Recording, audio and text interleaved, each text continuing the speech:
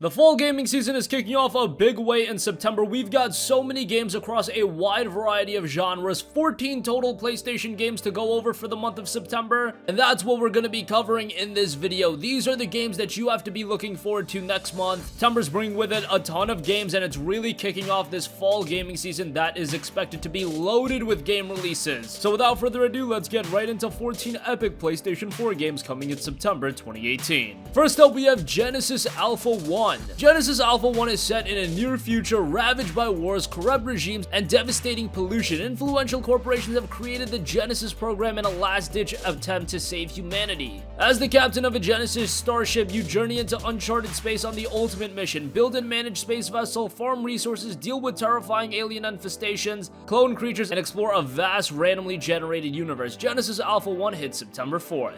Next up, we have Planet Alpha. Planet Alpha is set in what's being touted as a beautiful alien world filled with mystery and danger. You're pursued by relentless enemies and you must harness the power of night and day as you struggle to survive. The game itself is a platformer and it's got a very stylish look to it, and that's right away what's going to captivate you. The design of this game looks incredible. Planet Alpha is a game not too many people are talking about. When it was announced, it seemed to have some traction, but that has also seemingly dissipated recently. Hopefully, as we get closer to the September 4th release, anticipation picks up for Planet Alpha because it does have a lot of potential. Moving right along, we have arguably the biggest JRPG release of the year, and that is Dragon Quest XI Echoes of an Elusive Age. Dragon Quest XI is as storied of a franchise as they come. Just as storied as the Final Fantasy series if you want to look at the big JRPGs. Dragon Quest XI is a return to form for the Dragon Quest franchise, and we haven't seen a traditional Dragon Quest game in a very long time. Yes, we got games like Dragon Quest Heroes, Dragon Quest Builders, and they were nice diversions, but now we have Dragon Quest back to what it's known for. This is a traditional turn-based JRPG. It looks to have a great art style, a great turn-based battle system. Everything we know and love from Dragon Quest is here. Dragon Quest XI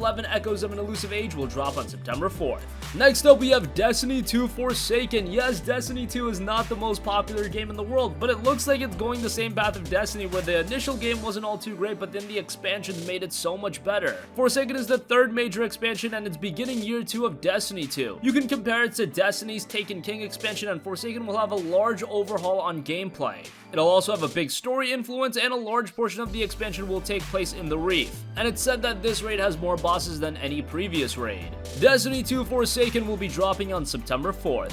Next up, we have Zone of the Enders, the second runner Mars. While Kojima is best known for Metal Gear Solid, he also worked on a little mecha franchise known as Zone of the Enders. While not as big of a commercial success as Metal Gear Solid, it did have a very good critical reception. Zone of the Enders was a fantastic pair of games, and now the second game is coming back on the PlayStation 4. It'll be running in 4K, and if you have PlayStation VR, the game is fully playable through that as well, so that should add another layer to the gameplay experience. Zone of the Enders, the second runner Mars, hits the PlayStation 4 on September 6th. Next up, we have without a doubt the biggest PlayStation 4 game of September, maybe the biggest PlayStation 4 game for the rest of the year. Maybe that's a little hyperbolic, but it's Marvel's Spider-Man. Yes, this has been one of the most anticipated games of the year. I can't say the most anticipated because 2018 has just been stacked with so many great games like God of War and upcoming titles like Red Dead Redemption 2, but it's been up there with the best of them. Insomniac looks for a home run in the world of Spider-Man, and they look to have done a marvelous job, no pun intended. This game looks absolutely incredible, from the attention to detail, the incredible visuals, the robust gameplay. It seems to have everything and the makings for a tremendous Spider-Man game, which is something we've been looking for a very long time. Yes, there have been good Spider-Man games. There never has been that truly excellent Spider-Man game, and with Marvel's Spider-Man, it could truly be that. It drops on September 7th. Next up, we have SNK Heroines Tag Team Frenzy. Yes, we have a new SNK fighting game, and this pits all of SNK's iconic heroines in a brand new 2v2 fighting game known as SNK Heroine Tag Team Frenzy. You'll be able to activate special moves with a single button and make use of special items to change the tide of battle. However, the fight doesn't end when you've chipped away all the health. Once your opponent is on the ropes, utilize your dream finish technique to win the match. Looks like a quirky fighter. SNK Heroines Tag Team Frenzy will be dropping on September 7th. Next up, we have yet another Souls-like game, Immortal Unchained. Yes, Immortal Unchained is the latest addition to the genre of the ultra-hardcore action RPGs or the Souls-like games,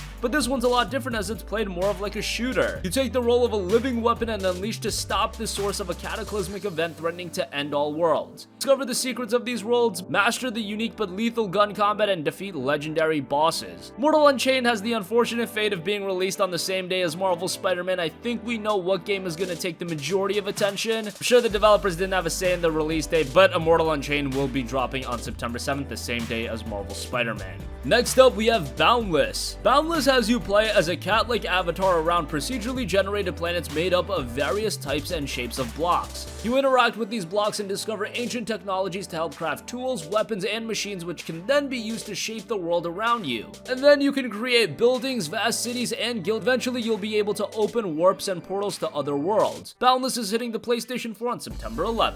Next up, we have Shadow of the Tomb Raider. It is incredible to me how seemingly there is absolutely no hype for Shadow of the Tomb Raider, and it's not like the previous two Tomb Raider games were bad. In fact, I would say the last two Tomb Raider games were absolutely great. 2013 Tomb Raider reboot was excellent, and Rise of the Tomb Raider, in my opinion, improved upon the 2013 game in every area. And now we have Shadow of the Tomb Raider once again. Doesn't look like a lot more of the same, just amplified a little bit, yeah. But is that really a bad thing? The previous two games, again, were so good that more of the same isn't always a bad thing. If you are a fan of the last two games, I'm sure you're going to be a fan of Shadow of the Tomb Raider. One of the downsides, however, is this game's outrageous DLC content. Square Enix has already set aside 7 pieces of DLC, and that's a little bit ridiculous. I can't defend that, and maybe that has something to do with the lackluster anticipation heading into its September 14th release. Still, I imagine that Eidos Montreal are going to do a great job with the title. Next up, we have Black Clover Quartet Knight. Yes, Black Clover is an anime that's been gaining some steam, but it's not the anime that I would have expected to get a video game transition this quickly, and most surprising might be the fact that this isn't just a slap-on Dynasty Warriors style game like a lot of anime get. No, it's a 4v4 action multiplayer title with third-person shooter elements. There is, of course, magic. It's a very interesting game. I'm not completely sold on it, but considering it's a Black Clover game, considering this is an anime that is gaining some traction, albeit even through the mediocre reception that the anime has had, it does seem like it has a cult following, and Black Clover Quartet Knight will be dropping on the PlayStation 4 on September 14th.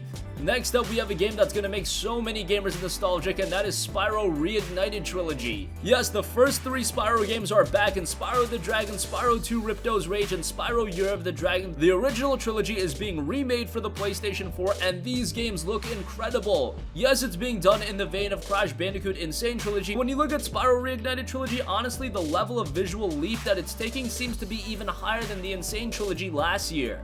And that game last year hardly had any marketing push, and it still turned out to be a tremendous commercial success, and I imagine the same with Spyro Reignited Trilogy. And me personally speaking, I am much more nostalgic with Spyro than I am Crash Bandicoot, so you bet that I'm super stoked for this game. Spyro Reignited Trilogy drops September 21st. Next up, we have Valkyria Chronicles 4. It's honestly a shock to me that Valkyria Chronicles is getting a 4th game, and even more of a shock that it's coming stateside. To give you guys a little bit of a history lesson on the series, Valkyria Chronicles 1 was a game that was released back in 2008 on the PlayStation 3. It didn't get all too great of a commercial reception, however, critically it did very well. Sega decided to bring out Valkyria Chronicles 2, however, it was a PSP exclusive. That game again did very well critically, but not commercially well enough to justify the release of Valkyria Chronicles 3 over here stateside.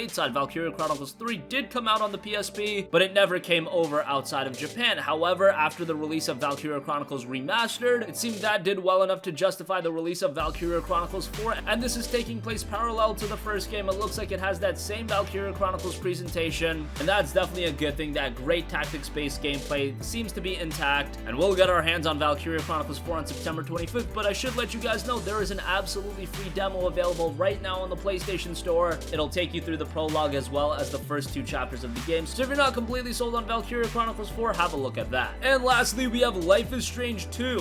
Yes, Donut Entertainment are having a busy 2018 after releasing Vampire earlier this year. Now they're bringing out Life is Strange 2. It's a follow-up to Life is Strange, so I would highly recommend you play that before you jump into this. I would recommend you play Before the Storm as well, and it'll once again be an episodic graphic adventure, a game we still don't know too much about, but we are expected to see a significant information drop at Gamescom, so stay tuned for that. But if you're a fan of the captivating experience that was Life is Strange 1, I'm sure Life is Strange 2 will be right up your alley when it releases on September 27th. So that's gonna conclude this video. 14 awesome PlayStation 4 games coming in September. September is a loaded month, and the months are just gonna get busier and busier as we get further into the holiday season. A lot of great games coming, and September is really kicking off 3 months of epic game releases, so stay tuned for more videos covering upcoming game releases. Sound off with your thoughts. What games are you picking up in September? Thank you for watching, and goodbye.